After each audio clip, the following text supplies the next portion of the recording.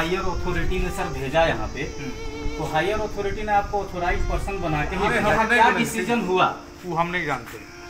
अब ये चावल कहाँ जा रहा है सर? अभी हम 130 करोड़ की आबादी वाले देश में रोजाना कई करोड़ लोग भूखे सो जाते हैं। उसी भारत की तस्वीर है ये, जहां ना जाने कितनी माएं अपने बच्चों को थाली भर भात नहीं दे पाती।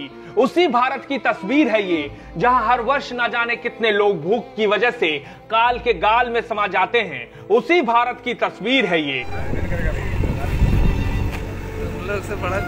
ये हंसी इस बात की गवाही देता है कि मोटी सैलरी पाने वाले इन सरकारी बाबुओं को कोई फर्क नहीं पड़ता। इन्हें मालूम है कि श्रीलंका और अफगानिस्तान जैसे देश में आज लोग खाने को मोहताज हैं। इन्हीं वजहों से खाने को मोहताज हैं, क्योंकि सरकारी बाबुओं ने वहां लापरवाही का ऐसा पहाड़ खड़ा किया कि आज लोगों को वहां खाना नहीं मिल रहा है। पूरी कहानी जानेंगे तो आपका खून खौल उठेगा। 2021 के नवंबर महीने में छत्तीसगढ़ से झारखंड के गिरिडीह के लिए 1300 बोरी चावल लेकर एक ट्रेन निकलती है।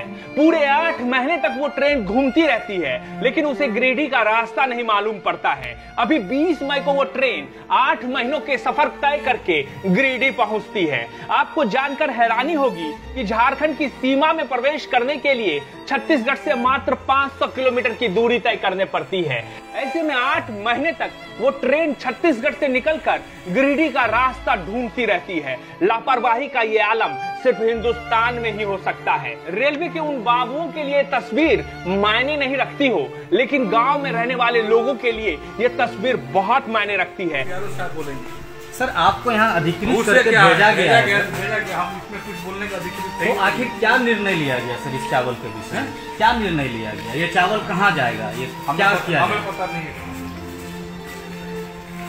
हायर अथॉरिटी ने सर भेजा यहाँ पे, तो हायर अथॉरिटी ने आपको ऑथोराइज पर्सन बना के ही भेजा है। कुछ भी बात हम नहीं बोलेंगे। मीडिया हमारा जो है मीडिया के सामने हम लोग अधिकृत नहीं है। क्या डिसीजन हुआ वो हम नहीं जानते। अब ये चावल कहाँ जा रहा है सर? अभी हम 8 महीनों तक ट्रेन की बॉगी में घूमता रहा चावल, और जब गिरिडीह पहुंचा तो वो चावल तब तक खराब हो चुका था। उस चावल को गिरिडीह के रेलवे स्टेशन के पास उतार दिया गया। उसके बाद किसी ने झांक कर नहीं देखा कि वो चावल कैसा है, लेकिन 8 महीने तक ट्रेन के डब्बे में बंद रहने से चावल खराब हो चुका था। लापरवाही यहीं खत्म नहीं हुई। 8 महीने तक चावल को लेकर घूमने के बाद जब गिरिडीह पहुंची रेलवे, तो रेलवे के अधिकारियों ने उन चावल की बोरियों को स्टेशन में खुले में रख दिया। धूप और बारिश की वजह से चावल सड़ता गया, दुर्गंध आती गई, लेकिन इससे रेलवे को कोई फर्क नहीं पड़ा। छत्तीसगढ़ से 400-500 किलोमीटर की दूरी तय करने में रेलवे को 8 महीने लग गए। इस बात की जानकारी रहते हुए भी एफसीआई ने यह पता करने की कोशिश नहीं की कि उनके लिए निकला चावल आखिर कहां 8 महीनों तक घूमता रहा। इस दौरान एफसीआई के किसी अधिकारी ने यह जानने की कोशिश नहीं की कि गरीबों के लिए जो अनाज निकला है वो अब तक क्यों नहीं पहुंचा। इन अधिकारियों की बेशर्मी देखिए, बेशरम है ये। इनको देखकर खून खौल उठेगा आपका, क्योंकि जब इनसे ये सवाल पूछा गया कि ऐसा क्यों कर रहे हैं, तो देखिए जरा किस तरह से बेशर्मी से ये जवाब दे रहे हैं। इनको रत्ती भर भी फर्क नहीं पड़ता है कि जो चावल सड़ गए, जिसे जमीन के नीचे गाड़ा जा रहा है, न जाने कितने परिवारों का पेट भर सकता था, लेकिन इन्हें क्या फर्क पड़ता है। इन्हें यह मालूम है